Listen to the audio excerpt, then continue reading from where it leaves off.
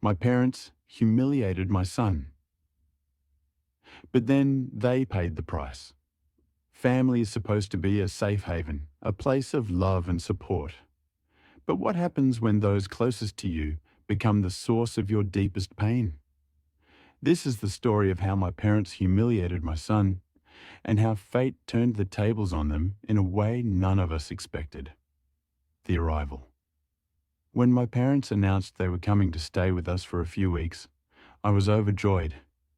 My son, Arjun, was equally excited. At 8 years old, he was a gentle soul with a passion for painting. His room was filled with drawings of colourful skies, vibrant animals, and dreamlike landscapes. I had always encouraged his creativity, but I knew my parents valued academics and discipline above all else. From the moment they stepped into our home, I felt a shift. My mother's eyes darted around, taking in every detail. My father's lips tightened when he saw Arjun's latest painting, a whimsical scene of a flying elephant soaring over a sunset. "What is this supposed to be?" my father asked, holding up the drawing. Arjun's face lit up. "It's Dumbo, but he's flying over our village, Grandpa." My mother sighed, a sound filled with disappointment.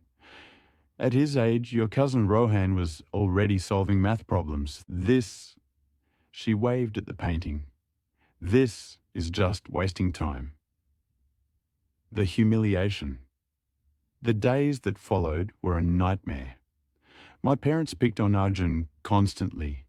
If he struggled with his homework, they'd compare him to other kids. When he painted, they dismissed it as nonsense. One evening, during a family dinner, things reached a boiling point. Arjun had spent all afternoon creating a card for his grandparents. It was a beautiful piece with flowers and a handwritten note expressing his love for them. "Look what I made for you," he said, holding the card with both hands, his eyes gleaming with pride. My mother barely glanced at it. "You're old enough to write something meaningful, Arjun. What will people think if you behave like a baby?" My father added, "Your cousin just won a science competition. You should focus on real achievements."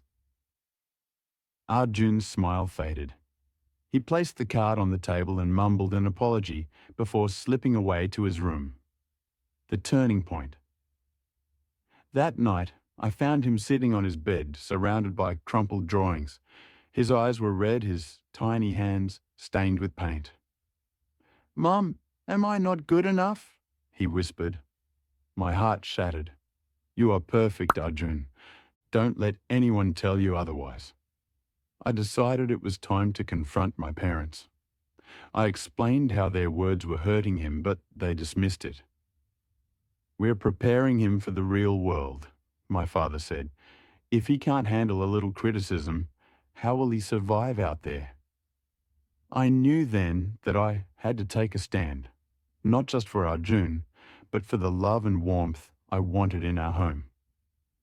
The price they paid. A few weeks later, our community hosted an art competition for kids. I encouraged Arjun to participate despite my parents' protests. "You're setting him up for failure," my mother warned. On the day of the competition, Arjun unveiled a breathtaking painting. It depicted a stormy night with a single beam of light breaking through the clouds, a metaphor perhaps for his own struggles. The judges were stunned. Not only did he win first place, but his painting was also selected to be displayed at a local gallery. When the announcement was made, my parents sat in the audience, their faces a mix of pride and regret. Strangers congratulated Arjun, praising his talent. My parents tried to join in, but Arjun hesitated. He turned to me, and I saw the strength in his eyes. "Can we go home now, Mom?" he asked. The lesson learned. Back at home, my parents apologized. They admitted their mistakes and began to make genuine efforts to support Arjun's passions. It wasn't easy, but over time, they learned to appreciate his art, and more importantly, They rebuilt their relationship with him. Arjun continued to paint, and with our encouragement, he grew into a confident young artist. My parents, once critics of his creativity, became his biggest fans. Conclusion: sometimes life has a way of teaching lessons that words cannot.